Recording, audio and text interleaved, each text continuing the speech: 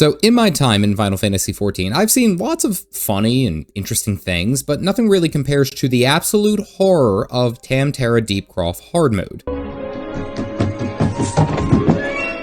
Legitimately, this dungeon was unsettling and downright creepy. So of course, Galactic told me that it is mandatory to do. This place is disturbing, but the ending is just downright terrifying. And here's what happened. So we are in Ul'dah talking to Pyraio. If you paid attention early on in A Realm Reborn, you may have seen Pyro and this girl Ida, who were dealing with the loss of Ida's fiance, Avir. Avir was beheaded in Tam Tara Deepcroft, and the group was never the same again. Pyro, and rightfully so, left Ida as he didn't want to die either. Well, Pyro, out of the blue, receives an invitation to Ida's wedding, which is odd because the groom has, kind of lost his head. That is a cheap one, and I am not sorry. The groom named in the wedding invitation, however, is Avir, which is a problem. And even more of a problem is that the wedding is being held in Tam Tara Deepcroft, where he died. Much like his poor corpse, something smells rotten. Pyro confirms that the fourth member, Liavine, which I'm probably saying wrong, is already going to be in attendance, confirmed by Ida. Liviana was in love with Avir and jealous of Ida, and she's already dead because she was killed in the Garlean raid at the Waking Sands. Well, we go to show Pyro the corpse of Liviana, but the tombstone is kicked in and the body is missing. Woof. Okay, so now Ida is absolutely crazy and she's planning a wedding for her dead fiance and took the body of her party member to Tam Tara Deepcroft. Yeah, this is all kinds of disturbing. Well, we talked to Hugmont, who is standing outside of the instance, and he confirms that Pyro and Ida are inside, but Ida was all dressed in white for some reason. We enter the dungeon with Sara, Galactic, and Tax Fraud. I'm tanking on the Dark Knight, and now the whole dungeon is blood red. There are notes all around offering background information on how we influenced Ida, and I low-key kind of feel like she's saying this is all my fault. We smashed through most of the mobs here, especially all these like scorpions and mites, but it almost feels identical to Tam Tara Deepcroft normal.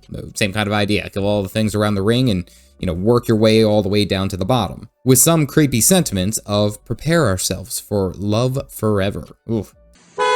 The first boss is Liviana. 5 seconds into the fight, and she summons a whole bunch of best men, who are zombies.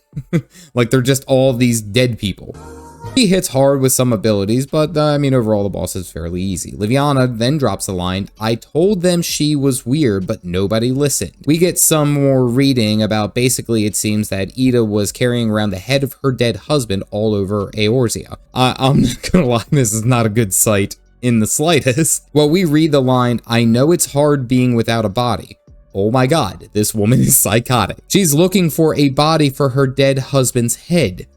Good gracious. Well, we break some more enemies and then we get to this other note, and she is looking for a strong body, not unlike the Warrior of Light, and also a soul, but not any soul could be worthy. Perhaps a supply of weaker souls would be better suited. Guys, this is one of the more grisly stories I've seen in this game, and this is horrifying. Well, we get to the next boss, and it's literally a spare body. A spare body that is animated. What the hell is this whole damn instance? It has some interesting mechanics, like this ball mechanic that is supposed to be absorbed by the players, but we forget about it, and it absolutely decimates Pyro, because we weren't paying attention. Well, anyway, we wipe on the first go around, and then we come back and do the fight right, and it's pretty cool, actually. It's an interesting fight, lots of moving pieces. We continue progressing further down and read a note that literally says that the endless bodies here in Tam Tara Deepcroft will be more sufficient than our needs. Galactic also DCs, and I stand in a pool of blood. Hold up. We break a bunch more enemies, including this weird discarded eyes mob. I don't know, it was really weird. Well, we fight a Baldur's Gate tentacle monster, and here we are at the finale. Ida is sitting underneath a large, strange orb, all in white, crouched in a pool of blood. The orb descends and opens up into her husband's discarded head that is flying with tentacle arms. That is disgusting. She turns and smiles. This woman's an absolute psychopath. She wants my body for her husband's head. Let's be serious, you can't handle this kind of caffeine intake, my dude. But anyway, we start the fight and it pops out all these different ads, huge area of effects all over the place. And legit, this boss fight is pretty badass. Tons of blood particles spraying everywhere, and Ida conjures a bunch of death beams amongst the other things. But the fight is fairly straightforward. don't stand in the bad. Aside from all the satanic corpses floating around. Anyway, we kill the head and it falls and explodes. And Ida is broken. She's not careful and starts backpedaling off of a cliff while catching on fire. But she smiles all the way down. What the hell is this dungeon? We get outside to talk to Payu, who is happy that it is all resolved and everything is settled. Yay! He's sad because he's like, what more could we have done? And then he says, this is my last day as an adventurer. And he looks off in the distance to see an apparition of Ida standing there, and she looks up while smiling. He sprints off and Cap doesn't know what happened, but good gracious, this whole instance was freaking creepy. Galactic shows me his cool mount that is Avir's head. Anyway, I've talked a number of times about why I love Final Fantasy XIV's storytelling, but what's even cooler are these small instances that are not a part of the main story, but they're interesting enough to follow along on their own. And it's incredible story writing. Like, legitimately, this is fantastic writing for a character that is all but optional. The whole instance is built around the theme of a bride who has a mental break and is not doing well, but this leads us down a tale of regret and morbidity, to say the least. Just absolutely incredible.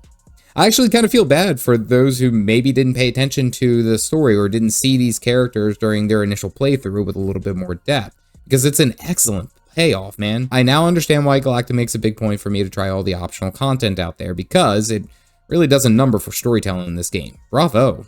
Speaking of horrific, mind-breaking events, I recently tried the Dark Knight in Final Fantasy XIV, and it was incredible. You can see that video here. Otherwise, stay caffeinated, folks.